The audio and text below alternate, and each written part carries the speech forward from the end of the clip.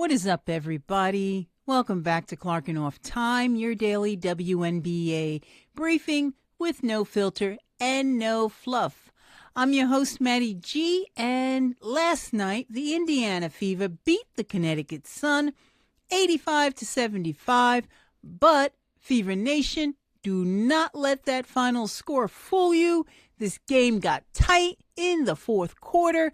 Caitlin Clark picked up another technical foul, her fourth of the season, and for a few minutes it looked like Connecticut was about to make this a real game, and then Sophie Cunningham decided she was done watching. We have so much to break down. Let's get into it. Indiana Fever 85, Connecticut Sun 75 final. The Fever moved to 8-5 on the season and improved to 4-1 in Commissioner's Cup play, putting them within a half game of New York for the top spot in the East. Connecticut falls to 2-13, worst record in the league still. Now, let me walk you through how this actually went, because the score does not tell the full story. First quarter, this was a dogfight. Indiana 30, Connecticut 29, 1 point game after one. Connecticut came out and matched the Fever shot for shot. Second quarter, Indiana started to pull away. They outscored Connecticut 17-9 in the second. At halftime, Fever up 47-38, a 9-point cushion. This looked like it was about to turn into a comfortable night. Third quarter, and here is where Fever Nation needs to pay attention. Connecticut outscored Indiana 22-16. The Sun clawed back into this thing. The lead, that was 9, got squeezed down. Fourth quarter, Indiana held on 22-15, but folks, it did not feel like a 15-point final margin while it was happening. And here is why. Oh, but before we talk about that, let's talk about the atmosphere for a second. This game was in Connecticut, in the Sun building, Sun crowd, and there were stretches where it felt like a Fever home game. Every time Clark, Mitchell, or Boston scored, you could hear the arena get loud for the Fever. As someone watching from home, this game was genuinely so entertaining to sit through. My emotions were all over the place. Up when the Fever were rolling, nervous when Connecticut clawed back, and then pure relief when Cunningham closed it out. That is exactly the kind of basketball that makes this Fever team a must-watch. Okay, Fever Nation, we need to talk about this because it is becoming a pattern, and I am not the only one noticing. With 5 minutes and 22 seconds left in the fourth quarter, Caitlin Clark hit her fifth three-pointer of the night. That shot gave Indiana a 72-65 lead. 7 points, comfortable, game should be over. And then Caitlin Clark was called for a technical foul for trying to gather the ball with her foot during a delay of game situation. Kennedy Burke hit the technical free throw. Sanaya Rivers and Brittany Griner then had back-to-back baskets for Connecticut. In the span of about 2 minutes, Indiana's 7-point lead became a 74-72 game. 2 points with 2 minutes and 30 seconds left on the road against a 2-13 team that had zero business being in this game. Now, here is the part that has people talking this morning. Caitlin Clark called the technical foul. She called it ridiculous. For that tech near the end of the game, or just what happened The there? technical, I didn't need an explanation. I deserved it, but it was worth it.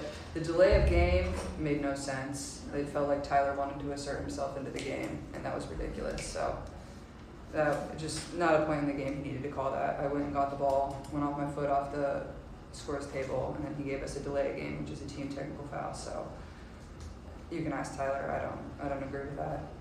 She said this after the game. She is not staying quiet about it. And here is the numbers that really matter most for the Fever Nation. This is Clark's 4th technical foul of the season. 4 back-to-back games with a technical now. We talked about this just a couple of days ago. 8 technicals equals an automatic suspension. Under the 2026 rules, Clark was at 3. Now she's at 4. That means Clark is now halfway to a suspension. 4 more and she sits. Hey, I love the fire. I love that Clark stands up for herself. But Fever Nation, somebody needs to have a conversation with her about picking her battles, because a 7-point lead almost became a tied game in the time it takes to argue with a referee. Let's get into the numbers, because there is a lot to celebrate here too. Caitlin Clark, 25 points, 10 of 17 from the field, 5 of 10 from the 3-point range, 50% from deep on 10 attempts, 5 assists, 3 rebounds, 1 block. Clark was an absolute sniper. And they're going to want to do their best to create some turnovers here. Clark, quickly, you can count it. Sophie, the unrivaled season, and now it's a huge part of what Indiana can bring offensively. Clark likes to shoot going left and does. Improvements from the 3-point line. Trading threes. 8 minutes to go here in the 4th. Lead that Fever. Fever won again. Clark, long range, got it. From beyond the arc last night, 5 threes is no joke, but also 6 turnovers and that technical foul. A night of incredible highs and frustrating lows, all from the same player in the same game. That is Caitlin Clark right now. Kelsey Mitchell, 19 points, 6 of 15 from the field, 5 assists.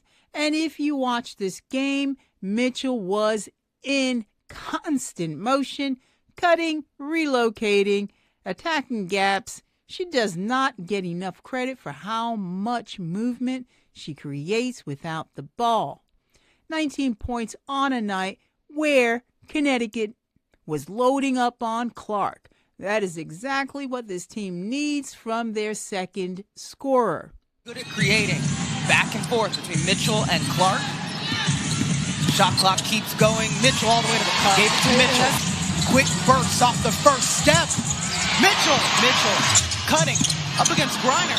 That would be a tough takedown low. Goes to the outside. It works out. Clark on the inbound. Somehow she knew Mitchell would be open. If you're Connecticut, that was a great run on the break. Mitchell between the legs.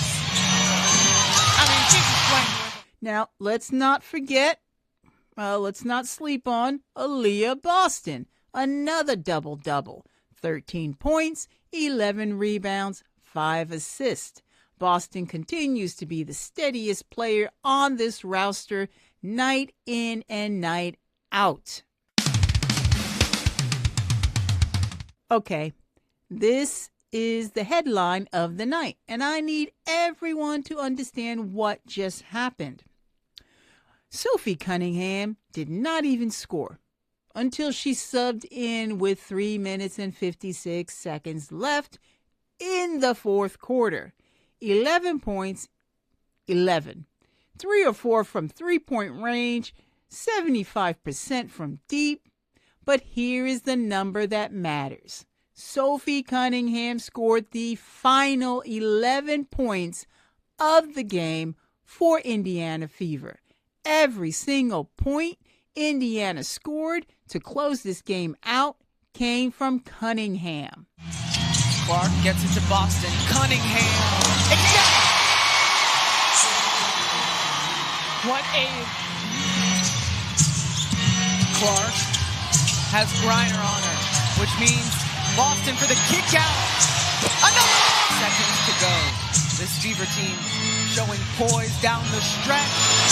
On fire! Right after Clark's technical foul cut the lead to 2, Cunningham grabbed a missed shot from Sanaya Rivers and then hit 2 threes in a row from distance, back-to-back, from a player who had 0 points up to that moment.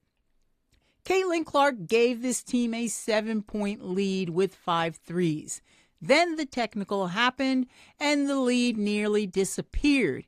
And it was Sophie Cunningham coming off the bench, cold, with the game suddenly in jeopardy, who closed the door. 11 straight points, game over, 85-75. Fever Nation, that is the story of this game. Not just the final score. Sophie Cunningham walked in off the bench during the tensest moment of the night and put this game away by herself.